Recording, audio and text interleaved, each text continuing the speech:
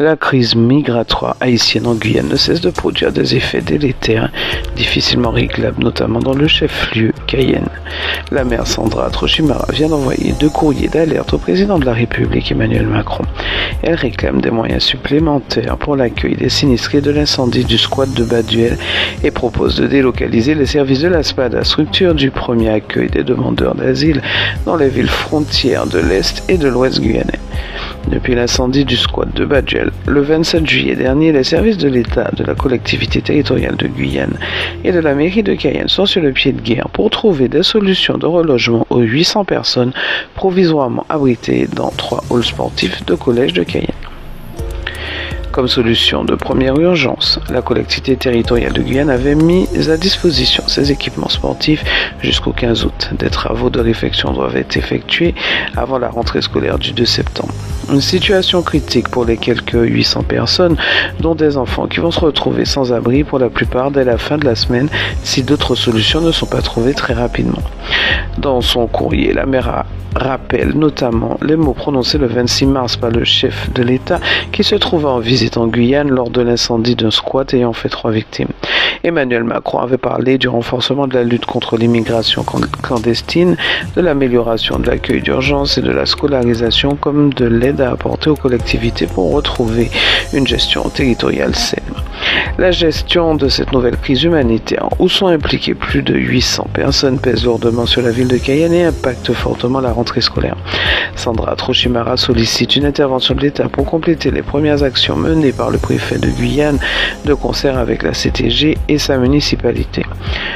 Parallèlement à ce drame se pose une nouvelle fois la question du fonctionnement des services de la SPADA, structure du premier accueil des demandeurs d'asile. L'accueil des demandeurs d'asile se révèle de plus en plus problématique. Depuis des mois, des immenses files d'immigrés, en majorité des Haïtiens, se constituent devant les locaux de la SPADA. Ce centre, antérieurement situé à la rue Madame Paillet, accueille journellement des centaines de demandeurs. Mais ceux-ci se font de plus en plus nombreux dans des conditions d'attente indignes qui génèrent des nuisances difficilement supportables pour le voisinage. De la rue Madame Paillet à la rocade de Baduel, les problèmes d'accueil vont en s'amplifiant.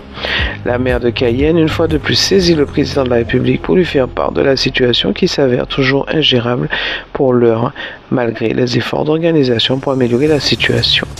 Sandra Trochimara propose que ce service soit relocalisé en 2 endroits, aux villes frontières de Saint-Georges, de l'Oyapock et de Saint-Laurent-du-Maroni. Je cite, ces solutions permettraient de désengorger les services de la SPADA de Cayenne et de proposer de la proximité aux migrants, écrit-elle. Pour l'heure, le gymnase du collège Paul Capel, qui accueille 300 sinistrés de l'incendie du squat de Baduel, essentiellement des hommes, a été évacué hier matin. JO 2024, la France, pays hôte, termine au 5e rang des pays les plus médaillés de ces Jeux. 64 médailles, dont 16 en or. Loin derrière les Américains, leurs 126 médailles au compteur, dont 40 en or. Parmi les sportifs, plus de 70 ultramarins étaient engagés au départ dans les différentes compétitions. Une nouvelle fois, ils ont brillé au sein de la délégation française. En tout, c'est plus de 1000 médailles qui ont été distribuées lors de ces Jeux olympiques. La France termine finalement derrière les États-Unis, la Chine, le Japon et l'Australie au palmarès des athlètes récompensés. 16 médailles en or, 26 en argent et 22 en bronze. C'est le bilan français de cette Olympiade. Dans ce tableau des médaillés, quelle place pour les sportifs d'outre-mer? C'est au rugby à 7, en escrime, au judo, en natation, en surf, au taekwondo, au breaking, au basket et au football que se sont illustrés les originaires d'outre-mer.